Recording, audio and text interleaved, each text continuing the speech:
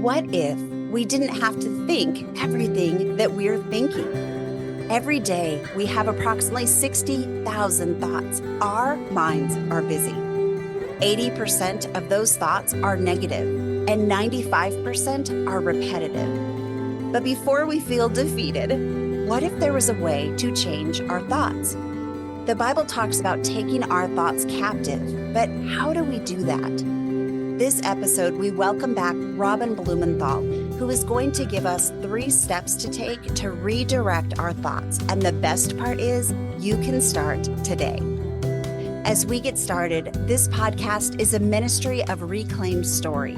We are an Arizona nonprofit ministry dedicated to helping women heal from the pain of their past so their story becomes their strength. We do this through small groups, conferences, workshops, and content, including this podcast. One of the ways that we can provide this ministry is through our unique truth-affirming jewelry. Our affordable and quality jewelry reinforces the truth of what God has to say about us and reminds us to keep focused on Him in our healing journeys. Check out our line of over 70 inspirational pieces at reclaimedstory.com/shop. Now for our episode with Robin Blumenthal. Welcome to Living the Reclaim Life podcast. I'm Denisha. We're glad you're here for conversations that revive hope, inspire healing, and encourage you to live a vibrant life with Christ. So grab a cup of coffee as we chat with today's guest.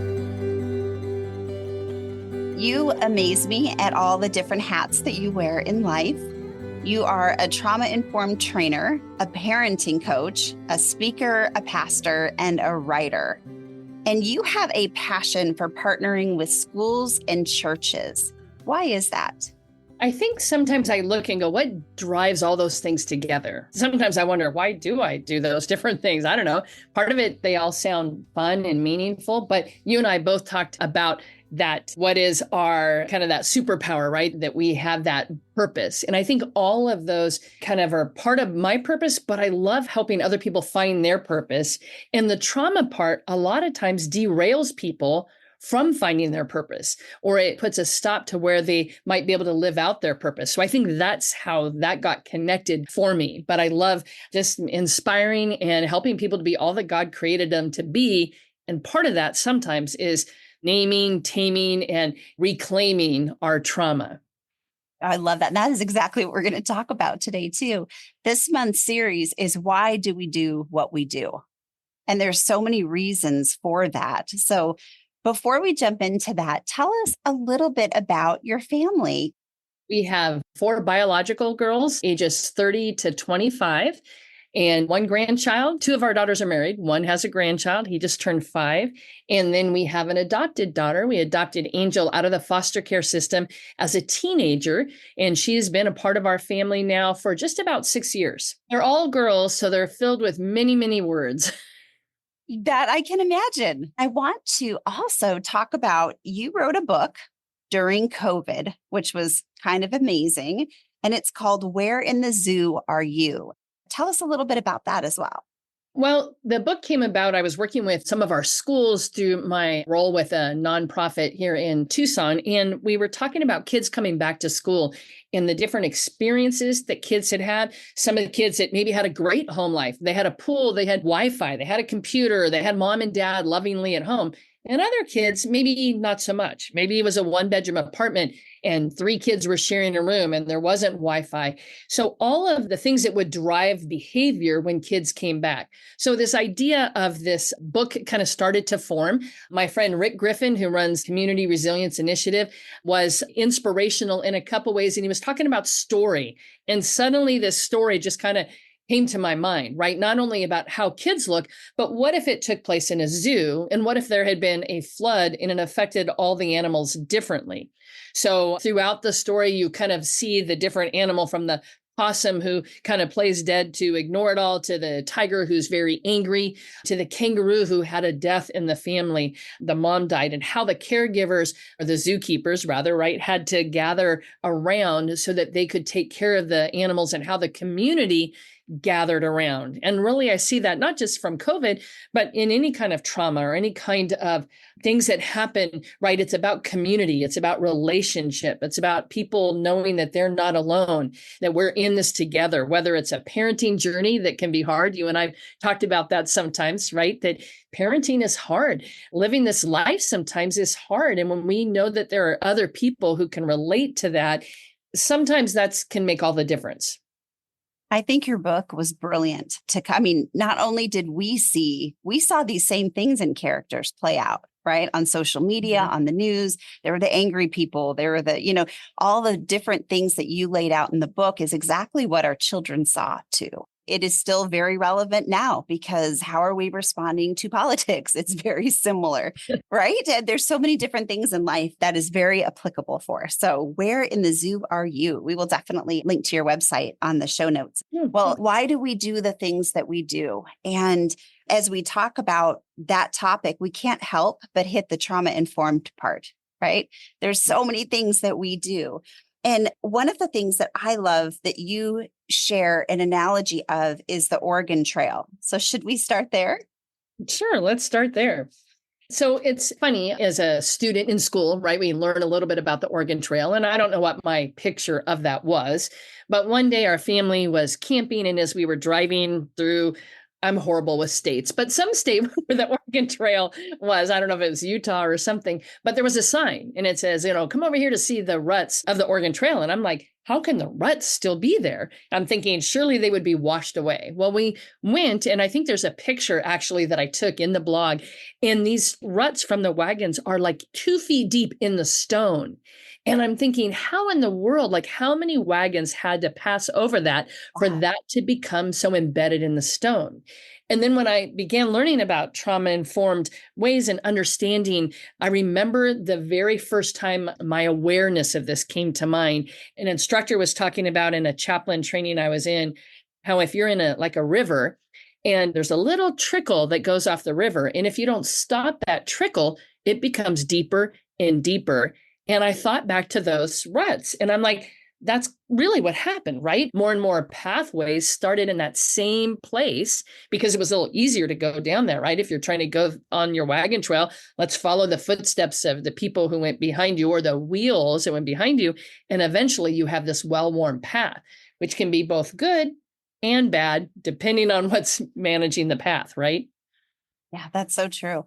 And I'm amazed that it's stone. I thought you were going to say like really hard dirt or something like that, but stone, the fact that the wheels and made an imprint in the stone, that really fascinates me. Mm-hmm. Mm-hmm. Yeah, think about how hard that is, right? How that would be. But I think that's kind of the impetus for that idea. When I think about the river, or I think about the way the paths were made. Actually, I'll share a brief story, if I would, about my daughter. One of our daughters is a therapist. And when she was in high school, unbeknownst to us, a teacher, I'm sure jokingly said something about, but just said it as a joke, like, well, don't be a dumb blonde. And we didn't know he had said anything, right? This is just something happening. Well, years later, she shared this and she said, ever since that time, I struggled with feeling stupid. And we're like, how would you feel stupid? Like, she has a pretty high IQ. She went to a test in high school. She got all A's in college. But that trickle that happened in high school, even though it wasn't, I don't think, a teacher meaning to do anything, but just that one comment was the trickle in the river, right? It was the first wagon going down the trail. And then the mind kept going that way. And it made it neurons that fire together, wire together. And unbeknownst, those began to fire more. And she really had to do some deep therapy to undo that train of thought, that trail that had been going. And we never even knew that as parents. See, why do we do what we do? Her behavior followed her belief about that thing. I'm not going to be stupid. I'm going to get straight A's in college. Like, that's amazing how one experience can wire us that way and begin to form that path. Oh, yeah. And every time someone would say something about being stupid or, just things we say, oh, don't be stupid, like joking around. But that trigger, that quick flip of the switch would go down that trail. And we used to be like, sometimes her little sister, kids can like, don't be stupid. And it became such a huge issue. And I'm like, why is that an issue for you? Like, you're not stupid. Well, it wasn't until later that she realized where that trail started, Why does she do what she do? She happened to be able to track it to this. Sometimes we can't track it to how it actually started, but we do see that it is an issue for us, right? That it's a maladaptive behavior now because we're like, however it started, we need to stop it. It's not helpful anymore. That particular thought started with someone else's words. Mhm. Can the same pathways form in our neural networks if it's our thought? I think absolutely. In the Bible, like Romans 12:2 talks about the renewing of our mind. Don't conform to this world, but renew our mind. I guess if you think about it, right? How many times do we hear from the world things about us? Remember the people around us, like how my daughter with this teacher, or the news, or whatever we're watching or listening to. And that begins to grab a hold of us or our own selves. Like, why did I do this? I was so stupid, or I should have known better. I was just doing something yesterday. I'm like, oh, I can't believe I didn't say this or do this or think about this. Like, gosh, Robin, how dumb. You should have known. The reality is we're human, right? We make mistakes. We don't think everything through. But if I don't take those thoughts captive and say, Robin, did you do the best you could? Yes. Or could I have done better? Yeah, maybe I could have, but there was a lot of things, right? I wasn't just sitting there thinking all about this one project I had to do, because there are many things I have to do as a mom and as a worker and as a wife. And I think that sometimes it's about even capturing those thoughts before that little trickle, before the ruts get so deep, before the train goes down the track. And I think that's what so much of the Bible talks about, right? Listening to what God tells us, not what we tell ourselves or what other people tell us. So true. Easier said than done, though, right? Right? No kidding. No kidding. And I read just recently from the Natural Science Foundation that 80% of our thoughts are negative and that 95% of our thoughts are repetitive. And I thought, oh, that is just negative on repetitive. Like, we're going to keep doing that until we learn to start thinking about what we're thinking and beginning to form the new ruts, the new pathways in our mind. I love that when you said thinking about what we're thinking about, right? Yeah. Because that's the thing, is we often aren't thinking about what we're thinking about. And that trail is getting deeper when we don't even know it, instead of being cognizant about what we're thinking about ourselves or about others or about anything, really. Earlier, you mentioned name it, tame it, and reclaim it. So we find this thought, we discover we're thinking a certain thing. How do we do that? What does that process look like? I'll use this example that comes to mind. As a child, I had a relatively small birth defect with my eyes. And so in school, right, I always felt like I had to prove myself because, in school, it's about the cool kids. It's about how you look. And for me, that was kind of a shunned kind of a thing. So I got into my head that I had to prove myself, right? I had to prove myself that I was worthy to come to the table or join the team or be a part of the club. And I remember in high school, I got this award my senior year, like at the senior banquet, and we were the Pacifica Mariners in California, Pacifica High School, and I got Most Worthy Mariner. And I remember in that moment thinking, I have arrived, right? This is it. I will never have to worry about this again. But it didn't really quite work like that, right? Because that's still a thought. So I finally was able to name that thought, that it was about my worthiness, but I had to tame it. And that took longer. Like, naming it is one thing, but taming it is a little different. That's me taking it and saying, what does God say about me? Who does God say I am? And I have to take those thoughts captive. And I guess I should be, I don't know, embarrassed to admit, but probably in the last 10 years, I think I finally have reclaimed that, because I feel like now there's a piece of me that says, if all of that hadn't happened in my childhood, I would not be the person that I am today. And I do love who I am today. Now, in a perfect world, would I rather look different? Okay, probably I'd rather be thinner and several things we won't even talk about. But the reality is, I also got to the point that God can use anything that we hand to him, right? He can reclaim those things. But first we have to name our hurts or our hangups or our habits or the things that have happened to us. And then we have to tame those thoughts, right? And to get them into submission, to get them out of the rut, so to speak. And then we can really reclaim it. I don't think it's a real linear process per se. It's probably a little bit like a up and down hill with the curve going up and to the right. And there are moments where I think, like even today, I'm like, are we going to be videoing this? Because I really don't like to be on video. But the reality is, I'm like, do I feel like I have something that I can add to the conversation? Yes. And part of my past and history is what allows that to happen. And if God can use all of it, then who am I to say there's some of it God can't use, right? And that's another training of our thought. That's so good. When you say name it, I feel like I have to prove myself and kind of figuring out where it came from, kind of like your daughter did. And Mhm. then taming it, we have these responses, we have these thoughts that are always in our control. So when we've named it and then we tame it, what are some ways that we can tame it? I'm fascinated by that part of it. I think one of the things is to be curious about ourselves, like to be curious about why, when somebody says something, it hurts or it makes our stomach feel upset, like what's happening in our body, what's happening around us. Sometimes you get in a mood and suddenly you're like, rare, you don't really know what's happened. To tame it, I first have to be curious about it. Like, what is it that changed? I was happy and going along in this way 20 minutes ago or 5 minutes ago or 2 days ago. And what has changed? And I think sometimes I know I can get really caught up in the, oh my gosh, I should know better. I should be more patient.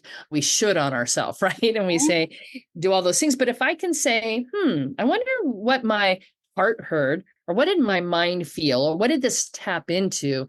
And is that true? Is that a story I'm telling myself that I should have been able to respond differently after that phone call? Or do I sometimes contain it by saying, I did the best I could, but I want to try to do better. So I might grow in this way or seek therapy or something, or be able to say, I did the best I could, but now that I'm seeing this, I'm going to choose differently. I'm going to choose to switch the track. I heard from a conference or a training recently, Chuck and Ashley Elliott, and they talk about this switch theory. And it's about if you're in a negative space or a positive space, but when you recognize it, you can switch it, right? And that's the lens of hope. So that's that tame it, I think, right? There's the name it, I'm in a negative or positive space, but the tame it is that we take control over that thought process, which isn't just a one-time thing. Sadly, I think sometimes it's reining it back in 17 times in one day, maybe, or putting notes all over our mirror. You are worthy, you are worthy, you are loved, or you're doing the best you can, or you're a great mom, despite when your kids say, you're the worst mom ever, because you didn't hand them a new cell phone or whatever it might be, right? That's so true. I'm not super curious when I'm going 100 miles an hour in my day.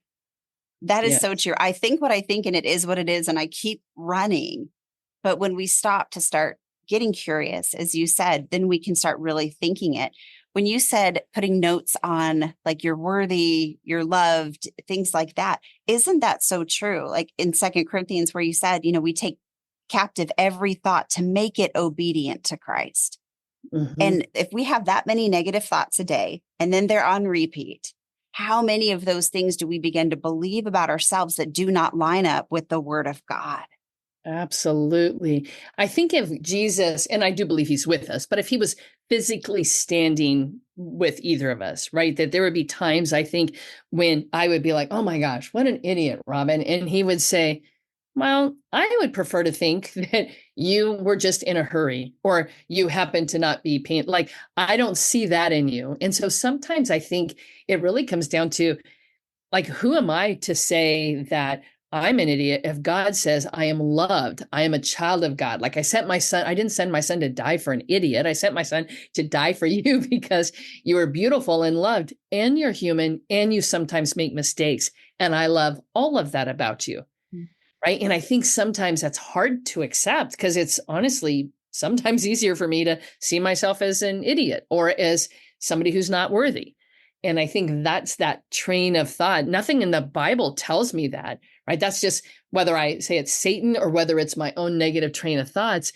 It's almost easier to believe that about myself, that I am a loved child of God. When I look in the mirror, I don't always see the loved child of God. I see somebody who needs to exercise more and lose weight and pay more attention to their kids and read the Bible more. I see all those things. And I don't think that's a voice from God. I think God, if he could whisper anything, he would say, you are loved. You are enough. I love you as you are. And those are the voices that, frankly, if we could all hear that, wouldn't it be so much better if we focused on those thoughts? Oh, it's so true.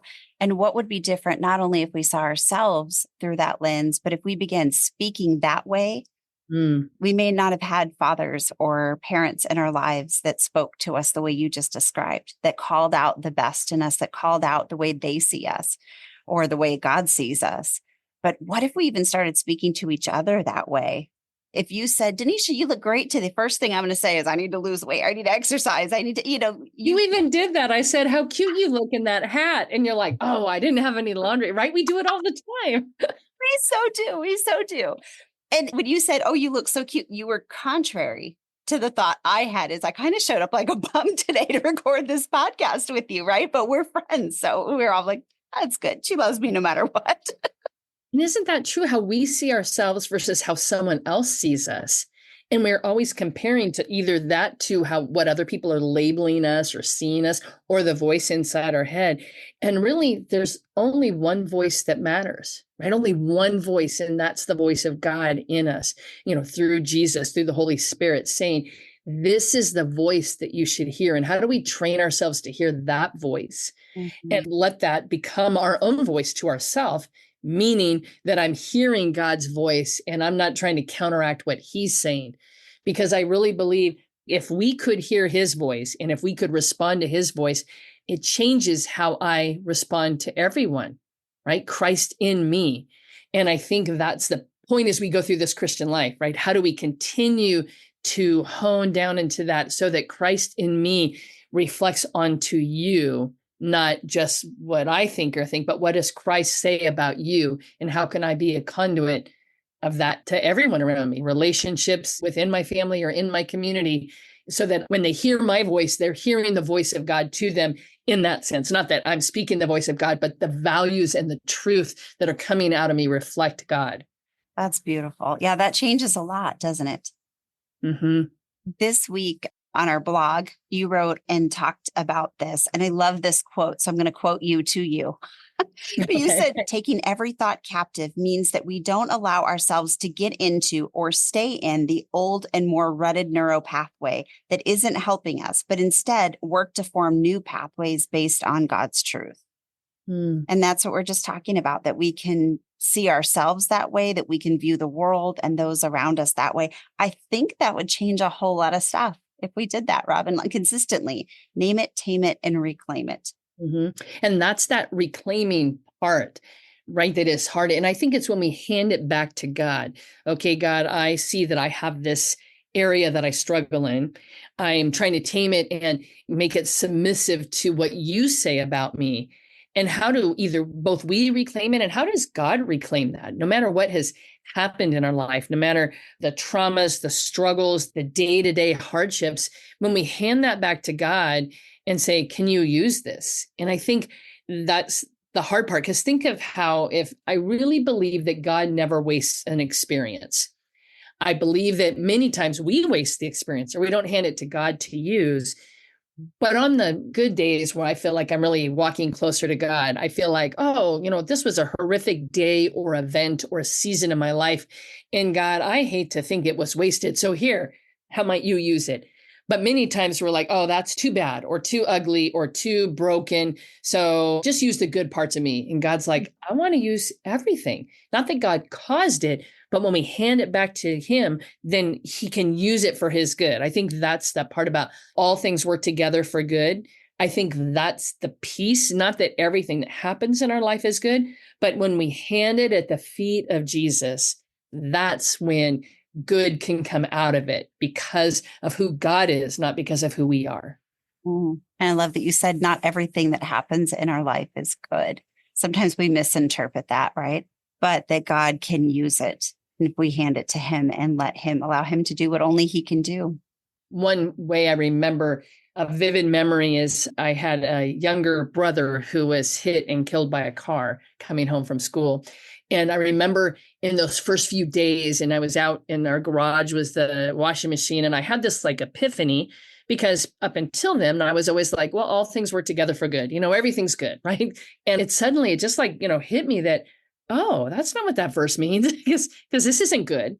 I don't think even God thought it was good, right? This isn't what God's desire was. God desires us to live whole and complete lives.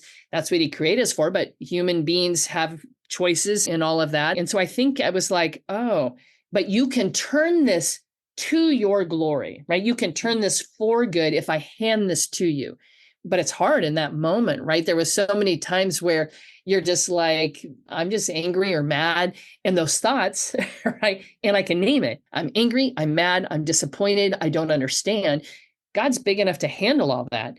And then taming that, but God is still good. But God, or maybe not even, but maybe it's and. I'm angry and mad, and God is still good.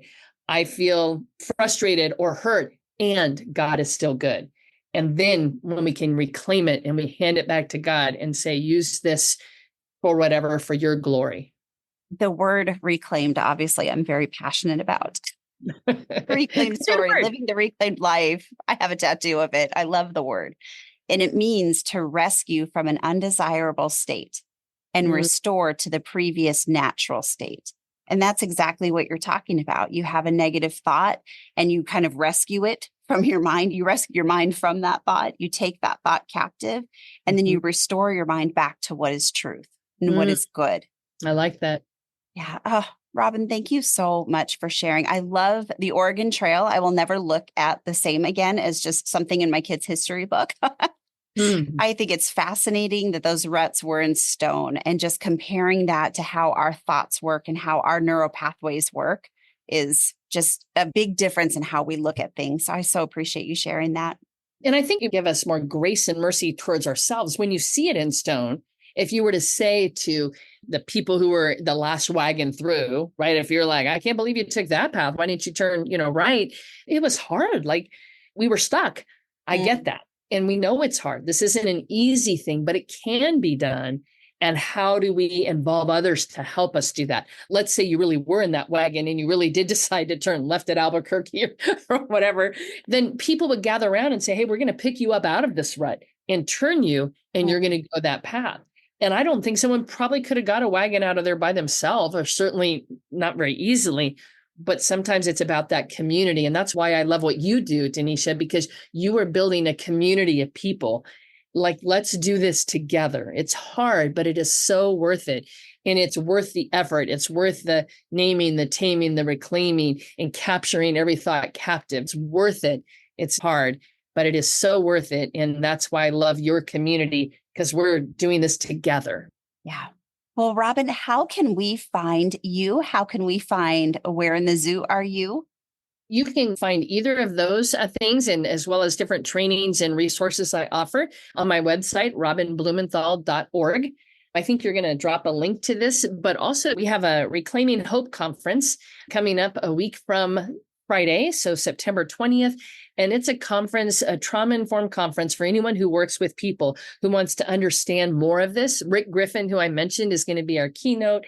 There will be individuals there who are training, whether you work with kids or in a school setting or a faith-based community. How do we learn about resilience? How do we learn about just understanding what trauma is, the importance of relationships and community building?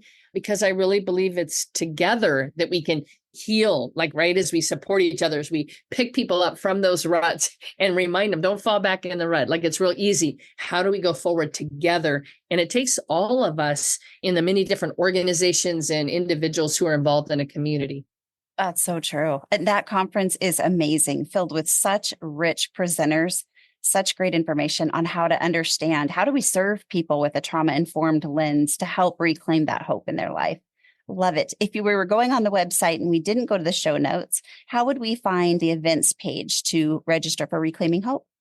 Oh, thank you. It's being hosted at Pantano Christian Church, and our website is pantano.church. And then you can look under events, and Reclaiming Hope is right there. Fantastic. All right, Tucson people, come on, let's go and let's learn together how we can name it, tame it, reclaim it, and learn all the things on why we do what we do and how we can love others around us even better. Robin, thank you so much for your time today. I appreciate you, friend. Oh, thank you. And thanks for what you do in your community. It is an inspiration and a blessing, my friend. Thanks for listening. I pray you found hope in today's conversation and maybe even feel a little less alone in your story. Stay connected with us on Facebook and Instagram at Reclaimed Story. Want to learn more about living a reclaimed life and how you can be a part of our growing community of reclaimers? Check out our website at reclaimedstory.com. All of those links and more will be in the show notes. And if you enjoyed this inspirational podcast, be sure to subscribe, rate, and review. Not only will you be the first one to know when new content comes out, but it is also a huge help in helping us reach more people to live the reclaimed life.